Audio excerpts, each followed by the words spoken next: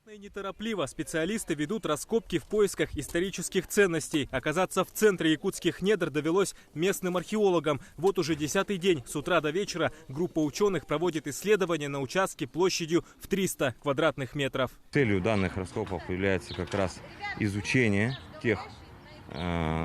изучение вот этого места с точки зрения археологии, так как это является частью исторического центра города Якутска. И здесь планируется в будущем строительство. И с точки зрения спасения этих памятников, их изучения, мы как раз проводим данные раскопки. В команде состоят не только ученые-археологи и студенты, но и волонтеры. Вениамин Сахаровский один из них. Он просто проезжал мимо, заинтересовался тем, что здесь происходит, и решил попробовать себя в качестве добровольца. Просто всегда историей как-то интересовался, прямо с детства самого. Поэтому так интересно. На раскопках никогда в жизни не был. Думаю, ну почему бы тогда на пенсии не попробовать это дело?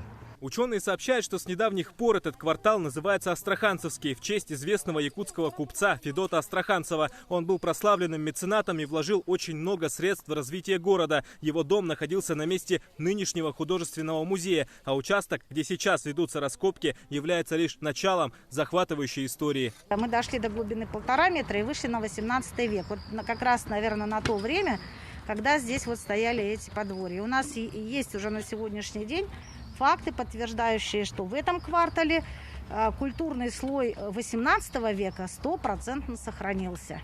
Первые находки археологов – это дверца от печи, кованые гвозди и посуда. Они отражают уровень 1940-х годов. Однако есть и такие артефакты, история которых началась намного раньше. Вот этот невзрачный на вид кусочек минерала в 18 веке назывался якутским стеклом. Именно так в Москве прозвали сибирскую слюду, которую повсеместно использовали в качестве оконных стекол. Кроме того, специалисты говорят, что их вставляли в иллюминаторы боевых кораблей петровских времен. По плану раскопки будут проводиться до конца августа. Археологи намерены спуститься на глубину 2,5 метра и найти артефакты 200-летней давности, после чего все найденные исторические ценности отправят на исследование. Как только их изучат и проанализируют, после федеральной регистрации передадут в музей города. Виталий Прокопьев, Илларион Федоров. Вести. Якутск.